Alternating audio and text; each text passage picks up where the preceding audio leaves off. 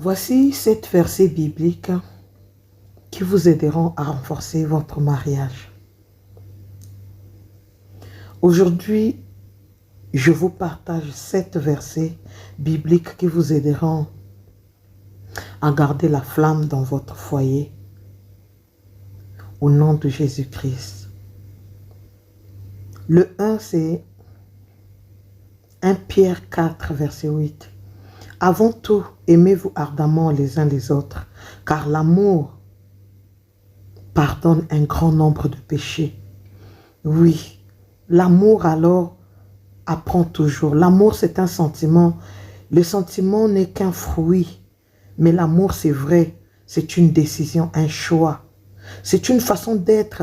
C'est une façon alors d'essayer de se comprendre et d'essayer d'être ensemble. Et c'est ce que l'apôtre Pierre dit dans le passage de 1 Corinthiens 13. Ce passage, c'est que l'amour doit être ardent. L'amour doit rester allumé. L'amour, dans le mot hébreu employé alors dignement, déterminé, sérieusement, assidûment, en grandement, nous devons être déterminés à aimer le mariage uni deux personnes imparfaites. C'est cette décision que nous pousserons alors à pardonner les offenses mutuellement, les échecs des uns et des autres, à ne pas abandonner l'amour vrai, l'amour véritable qui nous a unis le premier jour. Parce que vous devrez savoir que l'amour couvre une multitude de fautes. Il y a une puissance dans l'amour. Alléluia. 2. Ecclésiaste 4, verset 12. Un homme seul est facilement maîtrisé par un adversaire. Mais deux, ils pourront tenir tête à celui-ci. Et une corde à 3 fils se rend difficilement. En outre, celui qui protège le mariage, c'est Dieu. C'est le fait que les conjoints soient totalement engagés vis-à-vis de l'un et de l'autre. Vis-à-vis aussi de Dieu, bien sûr.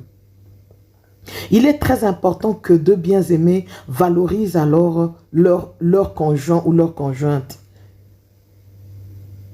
Il y a des choses que tu ne pourras jamais conquérir sans l'autre. Il y a des choses que tu ne peux pas avoir non plus sans l'un. Ne mettez jamais Dieu en dehors de l'équation de votre relation. Que vous soyez en fiançailles ou que vous soyez déjà mariés, ce chapitre doit bien vraiment vous aider. Lisez-le encore et encore. 3. Éphésiens 4, versets 2 à 3. Qu'on ne voit pas chez vous tous les jours que vous êtes humble, doux, patient et en particulier dans vos rapports mutuels. Portez et supportez-vous réciproquement avec beaucoup d'affection. Efforcez-vous de conserver entre vous l'unité que le Saint-Esprit a créée et restez liés les uns aux autres dans l'harmonie et la paix. Oui, l'humilité aide beaucoup dans le couple.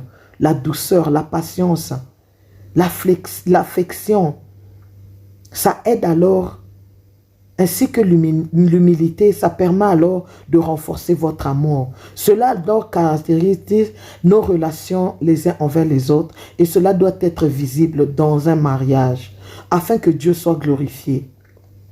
Il y a de la puissance dans l'unité et j'espère qu'on aura l'opportunité d'en parler très bientôt avec nos prières que nous allons commencer concernant les couples. 4. Éphésiens 4, versets 31 à 32. Faites disparaître du milieu de vous toute mauvaise humeur, toute aigreur, toute rancune et tout esprit de revendication. Bannissez de votre vie l'explosion de colère, les injures, les crieries et les remarques blessantes. Apprenez au contraire à vous supporter et à être aimable et compréhensifs les uns envers les autres. Aidez-vous à être, soyez prêts à chaque instant à vous pardonner aussi généreusement que Dieu vous a pardonné en Christ. Il n'y a rien alors qui détruit autant de relations que le manque de pardon. Il n'y a rien qui brise beaucoup de relations que le manque de pardon. Alléluia. Oui, le manque de pardon et l'amertume détruit beaucoup de couples. Le manque de pardon crée alors une piste d'atterrissage aux démons de l'enfer dans votre vie de couple ou dans votre mariage. Ne vous laissez pas piéger par l'ennemi dans ce domaine-là. Marchez dans l'amour et dans le pardon, ainsi vous accomplirez de bonnes choses dans votre couple. Car la haine est la plus grande porte que le diable exploite pour diviser les couples. Apprenez à discuter et à vous pardonner mutuellement. 5. Hébreux 13, verset 4. Le mariage est une institution sacrée que tous doivent respecter et honorer comme tel que l'époux reste fidèle à l'autre, comme le jugement de Dieu ne frappera les débauchés et les adultères. Il n'y a rien alors de plus dévastateur que l'adultère dans des foyers.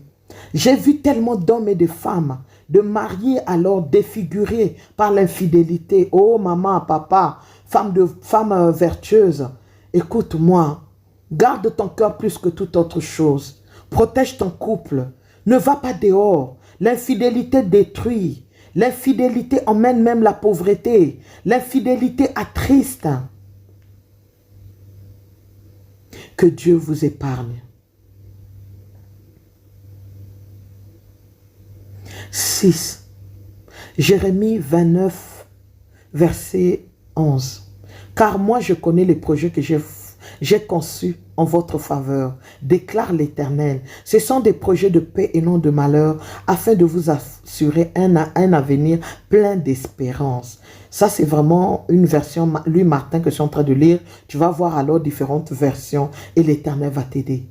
Voici un verset à méditer clairement, en particulier dans les moments difficiles où l'on est tenté, où alors les couples sont en train de traverser les vents, les marées, les vagues et tout ce qu'il y a.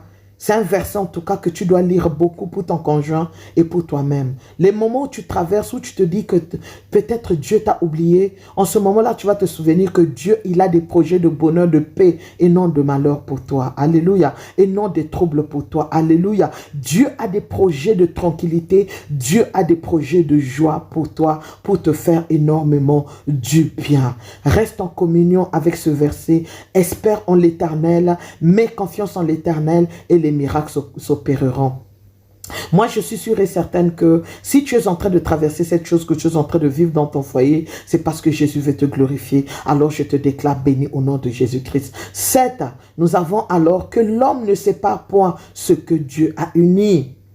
Marc 10, verset 9. Je te bénis là où tu es au nom de Jésus-Christ. Je demande l'intervention de mon Dieu dans ta vie. Que la main de mon Dieu se lève dans ta vie puissamment et que les miracles s'opèrent dans ton foyer, que l'harmonie et la paix règnent, que la joie rentre dans ton foyer dans le nom de Jésus-Christ de Nazareth. Que l'Éternel transforme la violence en joie, en miracle au nom de Jésus-Christ de Nazareth. Que la faveur de Dieu règne dans votre couple et que la lumière de l'Éternel fasse briller vos cœurs dans le nom de Jésus-Christ. Là où il y avait des problèmes, que la joie règne. Là où il y avait l'incompréhension, que la compréhension règne au nom puissant de Jésus-Christ. Amen, amen, amen. S'il vous plaît, surtout abonnez-vous. N'oubliez pas de vous abonner. Cliquez sur la cloche notification. Likez, partagez sur Facebook, s'il vous plaît. Et mon Dieu vous bénira au nom de Jésus-Christ. Amen.